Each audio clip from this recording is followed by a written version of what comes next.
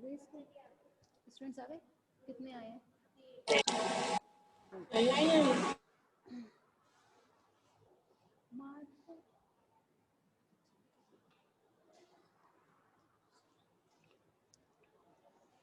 Good afternoon, everyone.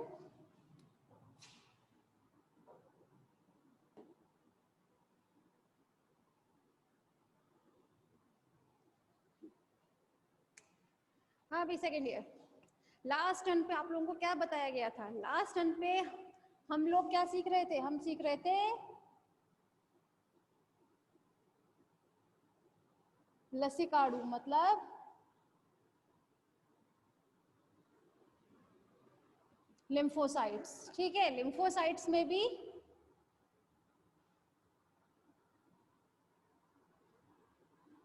B lymphocytes and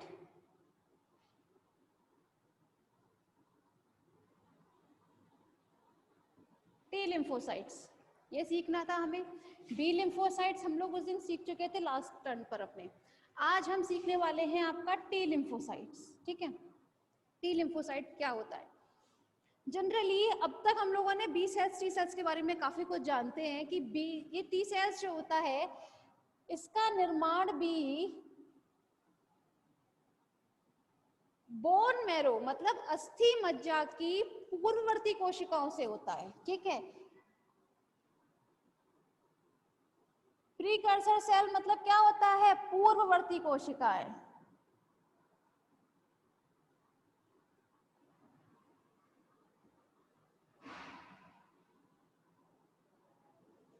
ठीक है, तो अस्थि मज्जा की पूर्ववर्ती कोशिकाओं से ही किसका फॉर्मेशन होता है? आपका टी लिम्फोसाइट्स का। लेकिन ये टी लिम्फोसाइट जो है ये टी सेल्स लिखते हैं शॉर्ट में। ठीक है, ये टी सेल्स जो होती हैं ये फॉर्मेशन होने के मतलब बनने के बाद कहाँ जाती हैं? ये जाती हैं आपकी थाइमस में। थाइमस में जाने के बाद थाइमस में एक हार्मोन प्रेजेंट रहता है जिसका नाम क्या होता है? थाइमिक। ठीक है, हार्मोन, ये शायद लास्ट में बताया था क्या? ये थाइमिक हार्मोन क्या करता है? ये आपके टी सेल्स का प्रोलाइफरेशन मतलब बहुत ज्यादा संख्या में बनाता है और उसको क्या करता है? उसको मैच्योर करता है। ठीक है, तो जब भी आपकी बोन मैरो की प्रीकर्सर सेल से आपकी क्या बनेगी? टी सेल्स बनेगी। टी सेल्स बनने के बाद कहाँ चली जाएंगी? थाइमस में चली जाएंगी। थाइमस में जाने के बाद ये थाइमस में क्या होता है? प्रोलाइफरेशन होता है, उनका मैच्योरेशन होता है। मैच्योरेशन मतलब परिपक्वन, परिपक्वन होगा और क्या होगा?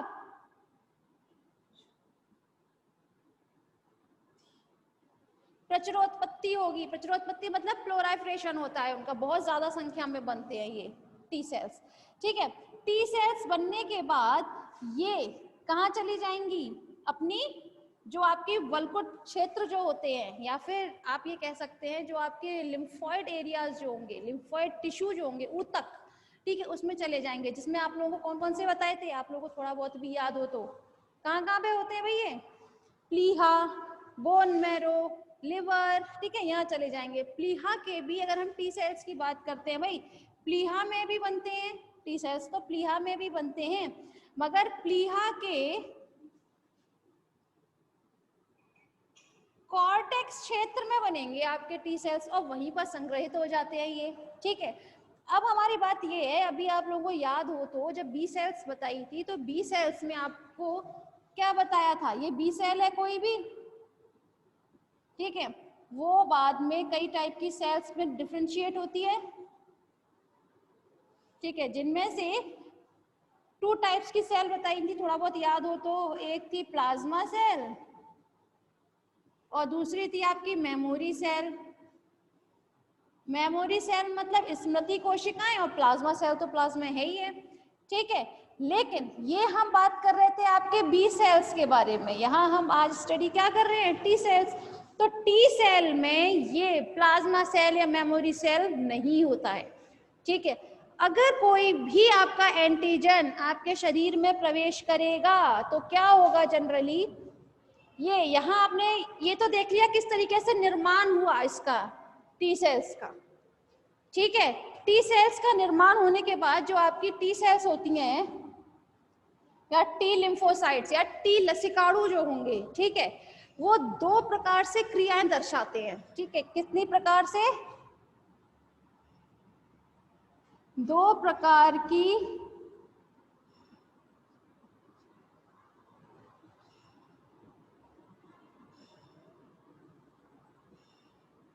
क्रियाएं दर्शाते हैं। कौन कौन सी, एक तो होती है आपकी कार्यकारी,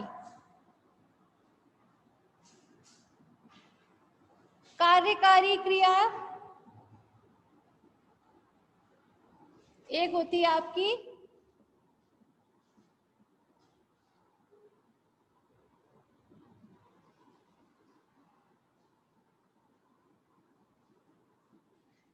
ठीक है, एक होती है आपकी नियमनकारी क्रियाएं। अब बेसिकली होता क्या है, ये कार्यकारी क्रियाएं जो आप लोग देख रहे हैं यहाँ, ये रेगुलेटरी जो रहती हैं आपकी कार्यकारी के फैक्टर रिएक्शन, इसमें आपके जो टी सेल्स होती हैं या जो टी लिम्फोसाइट या फिर टी लसिकाणु, ये हम इन नामों से जानते हैं, ये कुछ सीक्रेट करती है, कुछ स्त्रावित करती है पदार्थों का, और उन पदार्थों को हम नाम देते हैं लिम्फोकाइंस।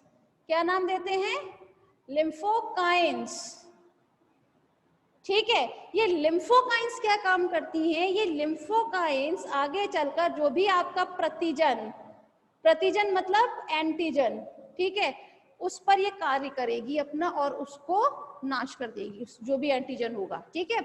उसका खात्मा कौन करता है भाई, टी सेल्स अगर कर रही है तो लिम्फोकाइंस के द्वारा करेगी। अगर लिम्फोकाइंस के द्वारा टी सेल्स अपना काम कर रही है, उसका कार्य अगर लिम्फोकाइंस के द्वारा हो रहा है, तो किसकी श्रेणी में आएगा, वो आएगा आपका कार्यकारी क्रियाओं में, ठीक है।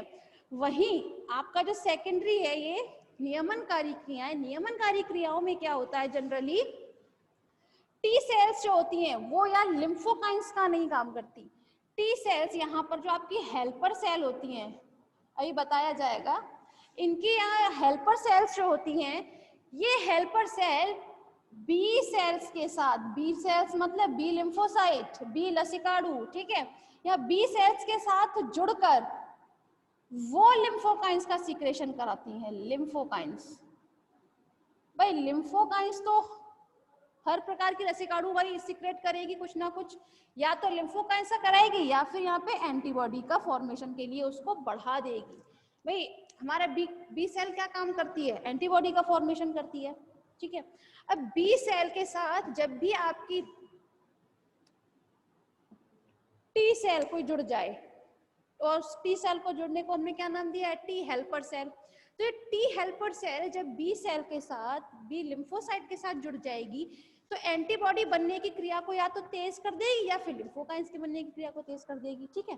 कहने की बात ये है कि कोई भी प्रतिजन अगर आपके शरीर प्रवेश करता है और टी सेल अगर अपना काम करेगी नियमनकारी क्रिया की वजह से, भाई नाम से ही पता चल रहा है ये कैसा है, नियमनकारी, रेगुलेट कर रही किसी चीज को। टी सेल जो है किसी को भी नियमन कर रही है, मतलब उनको अपने इच्छानुसार घुमा रही है या कम कर रही है। तो यहाँ टी सेल जो है बी सेल के साथ जुड़कर उसका नियमन करती है, जिसकी वजह से जो आपका एंटीबॉडी है वो बनने की क्रिया जो है वो तेज हो जाए, ठीक है। तो यहाँ ये समझ में आया आपको कि टी सेल्स जो है वो दो प्रकार की क्रियाएं दर्शाती हैं। अब हम यहाँ पढ़ेंगे कुछ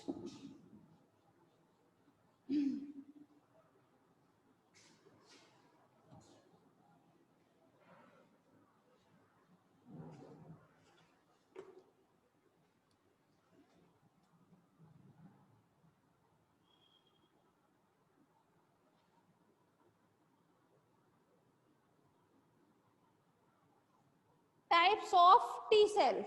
यहाँ हम टी सेल्स के कुछ प्रकारों के बारे में पढ़ने वाले हैं। तो इसके मेनली 4 प्रकार होते हैं, जो होते हैं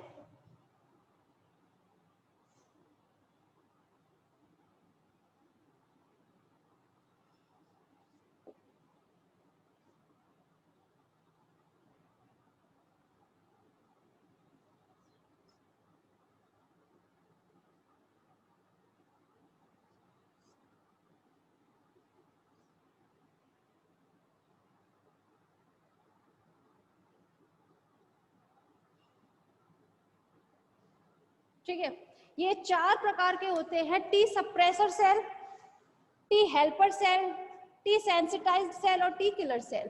सप्रेसर सेल को हम हिंदी में बोलते हैं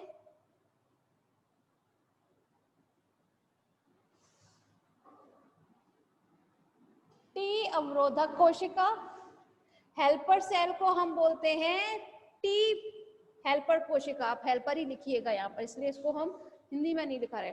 सेंसिटाइज्ड जो होती है उसको हम बोलते हैं टी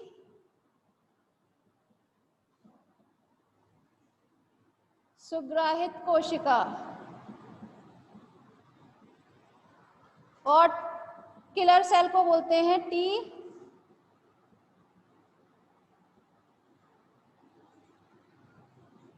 ठीक है। तो यहाँ 4 प्रकार की टी सेल्स हैं, आप लोग देख सकते हैं। टी सप्रेसर सेल यानी कि टी अवरोधक कोशिका, टी हेल्पर सेल अभी बताया था थोड़ी देर पहले भाई टी हेल्पर सेल किस तरीके से फंक्शन करती है अपना। नेक्स्ट है टी सुग्राहित कोशिका या फिर टी मारक कोशिका। ये 4 प्रकार की आपकी टी सेल्स होती हैं, मतलब टी लिम्फोसाइट्स होती हैं। अब इनका फंक्शन क्या होता है भाई, किस प्रकार से अलग अलग होती हैं। हमने जब इनको 4 भाग में डिवाइड किया है किसी भी चीज को, तो इनका काम भी तो अलग अलग होगा। तो किस तरीके से काम करती है वो अब आप जानिए।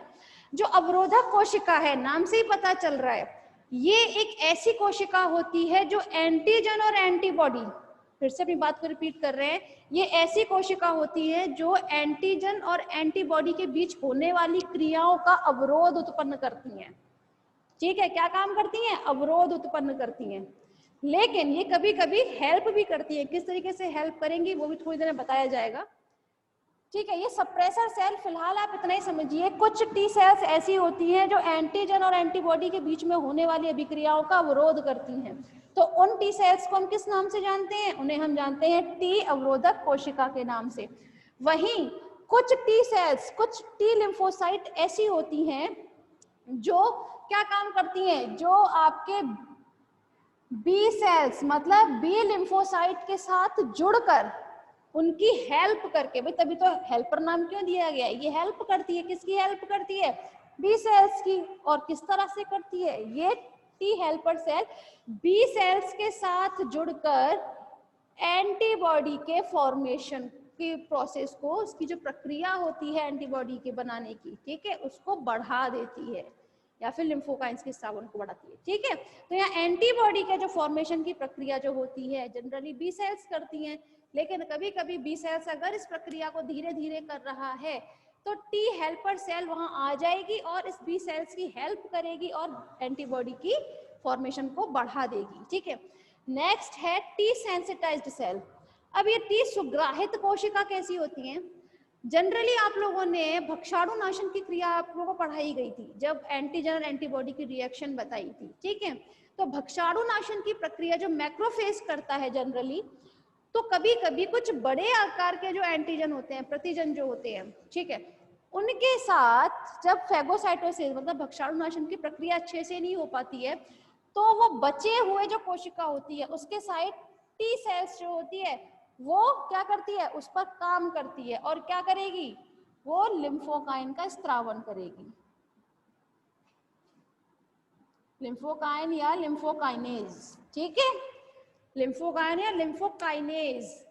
तो ये लिम्फोकाइनेज का स्त्रावन कौन करता है? टी सेंसिटाइज्ड सेल यानी कि टी सुग्राहित कोशिका। कोई भी एंटीजन या कोई भी प्रतिजन जब हमारे शरीर में प्रवेश करेगा और टी सेल को, अगर टी सेल को उसके प्रति क्या दिखानी है? अपनी इम्यूनिटी दिखानी है, तो वो क्या काम करेगा? वो लिम्फोकाइनेज का स्त्रावन स्टार्ट कर देगा और लिम्फोकाइनेज के स्त्रावन से जो भी आपके शरीर में प्रतिजन वही प्रवेश किया है उसको लिम्फोकाइनेज उसको मार देगा, उसको रिड्यूस कर देगा, उसको अपचयित कर देगा। ठीक है, नेक्स्ट है टी किलर सेल, टी मारक कोशिका। टी मारक कोशिका नाम से ही पता चल रहा है ये क्या करती है? ये डायरेक्ट उसको एंटीजन पर काम करती हैं। जैसे ही कोई एंटीजन आपके शरीर प्रवेश किया तो ये टी सेल्स जो हैं ये वहां पहुंचकर उन पर डायरेक्ट काम करेगी। ठीक है, और डायरेक्ट काम करने की वजह से उसको तुरंत मार देगी फेगोसाइटोसिस की प्रोसेस के द्वारा, जिसकी वजह से क्या होता है? हम उसको क्या नाम देते हैं? टी मारक कोशिका। ठीक है, तो यहाँ 4 प्रकार के आपको टी सेल्स बता दिए गए हैं क्लास। किसी को कोई परेशानी है तो बताएं। सभी को समझ में आया? चलें, किसी को प्रॉब्लम हो भाई तो पूछ लीजिएगा, आगे चलते हैं अब हम। ये जो टी सेल्स होती हैं,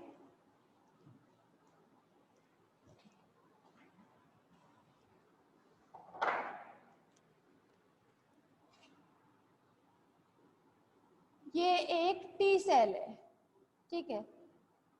टी सेल के सरफेस पर, ये सरफेस है ना इसका, इस पर कुछ संकुल प्रेजेंट रहते हैं।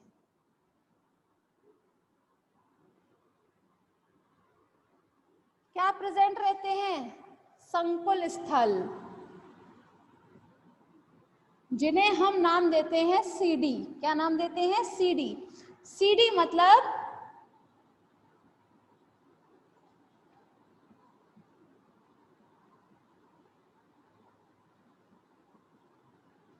ठीक है, सीडी मतलब क्लस्टर डेजिग्नेशन। अपनी बात को फिर रिपीट करते हैं, जो टी सेल होती है उसकी जो सरफेस होती है उस पर कुछ संकुल स्थल प्रेजेंट रहते हैं, जो हम क्या नाम देते हैं, जिन्हें हम सीडी। सीडी भी जैसे जब ये टी सेल जो होती है इमेच्योर होगी, मतलब अपरिपक्व होगी, ये अपरिपक्व है अगर आपकी टी सेल, तो ये जो आपके संकुल हैं, क्लस्टर डेजिग्नेशन जो हैं, ये कम संख्या में उपस्थित होते हैं। जो सीडी है आपकी वो कम संख्या में उपस्थित होगी, लेकिन जैसे जैसे टी सेल जो है वो परिपक्व होना स्टार्ट हो जाएगी, परिपक्व कहाँ होगी?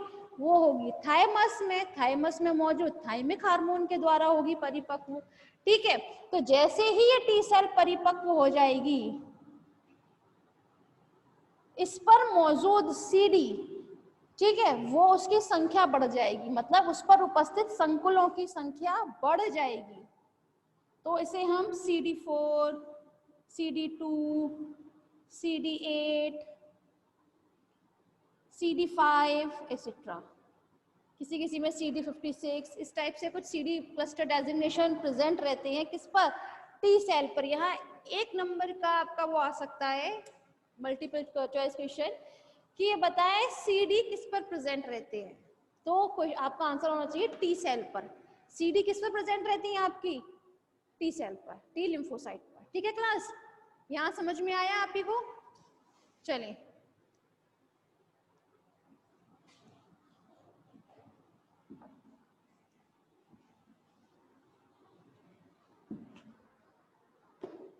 अब जो आपको नई कोशिकाओं के बारे में जानना है, अभी हम लोग क्या सीख रहे हैं? हम लोग सीख रहे हैं सेल्स ऑफ इम्यूनिटी, मतलब ऐसी कौन कौन सी कोशिकाएं हैं जो किसमें हेल्प करती हैं? आपकी इम्यूनिटी में, प्रतिरक्षा में, ठीक है। तो उसमें अब जो नेक्स्ट है कोशिका, उसका नाम है PMN। PMN मतलब पॉलीमॉर्फो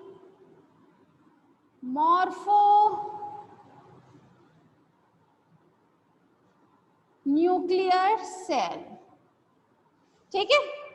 यहाँ ये आप लोगों को पहले ही बताया जा चुका है। PMN जो है ये किसमें पाई जाती है? ये प्रेजेंट होती है आपकी WBC में, इसीलिए हम जनरली इन्हें किन नाम से जानते हैं? PMN ल्यूकोसाइट काउंट, इन्हीं के नाम से जानते हैं। ल्यूकोसाइट मतलब क्या होता है? WBC होता है, ठीक है। तो PMN में 3 कोशिकाएं आती हैं आपकी, कौन कौन सी आती हैं भाई?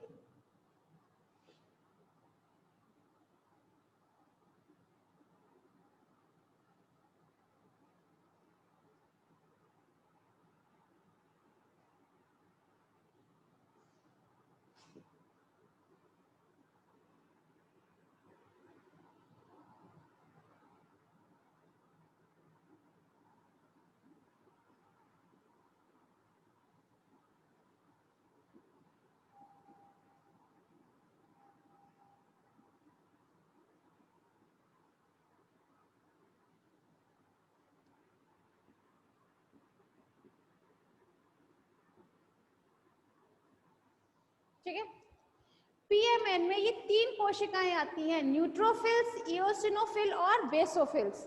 अब इनकी हमें स्टडी करनी है पीएमएन के अंदर। अब किस तरीके से होती है? फर्स्ट है आपकी न्यूट्रोफिल्स। न्यूट्रोफिल्स को हम एक नाम से और जानते हैं, जो होती है पस कोशिका।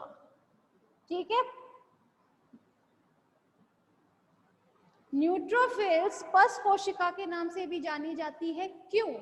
क्योंकि हमारे शरीर में जो पस मतलब मवाद बनाने वाले जीवाणुओं को भक्षाणु नाशन की प्रक्रिया के द्वारा कौन नाश करता है उन जीवाणुओं का? न्यूट्रोफिल्स। ठीक है, एक बार फिर अपनी बात को रिपीट कर देते हैं यहाँ पर कि हम न्यूट्रोफिल्स को पस कोशिका के नाम से क्यों जानते हैं? क्योंकि हमारे शरीर में कुछ ऐसे जीवाणु प्रवेश कर जाते हैं जो प्रवेश करने के बाद क्या बनाते हैं? मवाद बनाने वाले जीवाणुओं का नाश कौन करती है? न्यूट्रोफिल्स करती है। इसीलिए हम न्यूट्रोफिल्स को पस कोशिका के नाम से भी जानते हैं। जनरली कोई भी कोशिका है आपकी, ठीक है, अभी तक आपने इतनी सारी कोशिका में पढ़ लिया है, तो उनका निर्माण कहाँ होता है? Bone marrow. बोन मैरो मतलब अस्थि मज्जा। इसका भी निर्माण कहाँ होगा? अस्थि मज्जा की पूर्ववर्ती कोशिका से ही इनका निर्माण होगा। निर्माण होने के बाद ये कहाँ चली जाएंगी? ये रक्त में चली जाएंगी। ठीक है, रक्त में जाने के बाद कुछ 7-8 घंटे रक्त में घूमती हैं। रक्त में घूमने के बाद 7-8 घंटे के बाद ये कहाँ चली जाती हैं? ऊतकों में प्रवेश कर जाएंगी। ठीक है, और ऊतकों में ये 4 से 5 दिन रहती हैं। ठीक है, अब यहाँ रहने के टाइम पर अगर कोई भी प्रतिजन आपके शरीर में प्रवेश करेगा जो या तो पस का निर्माण करती हो कोशिका या फिर किसी और चीज का, जिसको वही किसके फैगोसाइटोसिस की प्रोसेस से मारा जा सकता हो, तो वहां पर न्यूट्रोफिल्स आ जाएगी। ठीक है, न्यूट्रोफिल्स आकर क्या काम करती है? वो भक्षाणु नाशन की प्रक्रिया करेगी। कौन? न्यूट्रोफिल्स। ठीक है क्लास। तो यहाँ न्यूट्रोफिल्स जो है, अपनी बात को फिर बता देते हैं, न्यूट्रोफिल्स का निर्माण अस्थि मज्जा की पूर्ववर्ती कोशिकाओं से ही होगा, और उस निर्माण होने के बाद कहाँ जाएगी न्यूट्रोफिल्स? ब्लड में। ब्लड मतलब रक्त में। रक्त में कुछ घंटे 7 से 8 घंटे रहने के बाद कहाँ चली जाती है? ऊतकों में।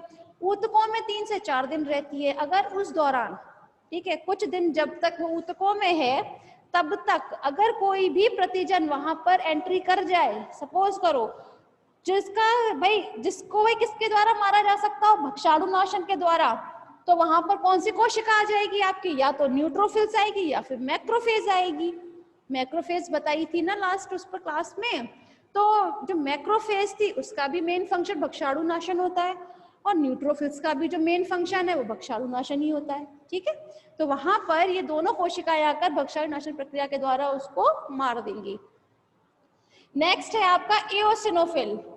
नाम से ही पता चल रहा है क्लास कि ये एओसिन, आप लोगों ने फर्स्ट ईयर में प्रैक्टिकल किया होगा, जिसमें क्या था? एओसिन नाम का एक अभिरंजन रखा जाता है, याद है? तो एओसिन नाम का जो अभिरंजन है, उससे ये एओसिनोफिल्स जो होती हैं, ये कोशिका जो है एओसिनोफिल, वो एओसिन से अभिरंजित हो जाती हैं इजीली, जिसकी वजह से इसे हम क्या नाम देते हैं? एओसिनोफिल। ठीक है, अब ये काम क्या करती है? कभी कभी भाई निर्माण की बात करें तो वही अस्थि मज्जा की पूर्ववर्ती कोशिकाओं से ही होगा, लेकिन इनके निर्माण के बाद होता क्या है? जनरली कभी कभी हमारे शरीर में कुछ ऐसे एंटीजन प्रवेश कर जाते हैं जो साइज में कैसे होंगे? बड़े होंगे, बड़े साइज के होंगे। अगर हम एग्जाम्पल ले तो हम किसी परजीवी को ले सकते हैं। ठीक है, कोई परजीवी अगर हमारे शरीर में प्रवेश किया है तो क्या होगा कि एंटीजन बड़े साइज का है। फैगोसाइटोसिस मतलब भक्षाणु नाशन से तो नहीं उसको खत्म कर सकते क्योंकि वो बड़े साइज का है। तो ऐसे में क्या करते हैं, ये एओसिनोफिल बड़े काम आती है। ये एओसिनोफिल इस पर काम करेगी। कैसे काम करेगी वो? ये जरा ध्यान दे ले। ये आपकी एओसिनोफिल कोशिका है।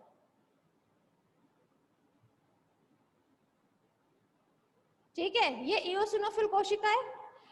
इस एओसिनोफिल कोशिका पर कुछ बंधन स्थल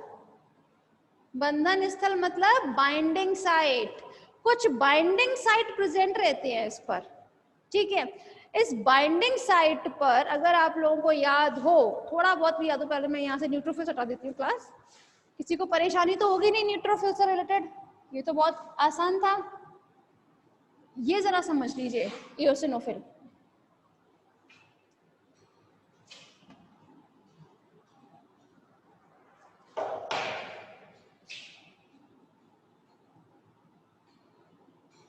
यहाँ पर कुछ बाइंडिंग साइट मतलब क्या होता है, बंधन स्थल प्रेजेंट रहते हैं इओसिनोफिल की सरफेस पर।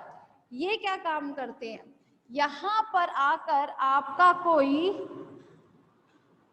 पूरक, ठीक है, पूरक आकर इस बाइंडिंग स्थल पर जुड़ जाएगा, ठीक है। अब जैसे ही ये पूरक जो है वो आपके इस बाइंडिंग साइट पर, इओसिनोफिल के इस बाइंडिंग साइट पर जैसे ही जुड़ेगा, वो कुछ उत्पाद बनाता है, मतलब कुछ प्रोडक्ट बनाता है, ठीक है। कुछ ना कुछ तो प्रोडक्ट बनाएगा भाई जुड़ने के बाद। तो अब उस उत्पाद को जो हम नाम देते हैं, वो हम नाम देते हैं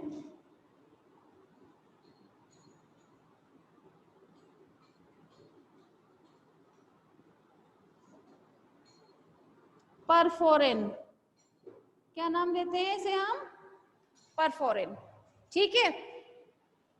अपनी बात को फिर रिपीट कर देते हैं, जो इओसिनोफिल होती है उसकी सरफेस पर कुछ बाइंडिंग साइट उपस्थित होती है जहां पर आके पूरक जुड़ जाता है। ये पूरक आपको याद हो अगर तो एंटीजन एंटीबॉडी अभिक्रियाएं समझाई थी जब, तो वहां पर एक आपको, अच्छा क्लास रिज्वाइन कीजिएगा प्लीज।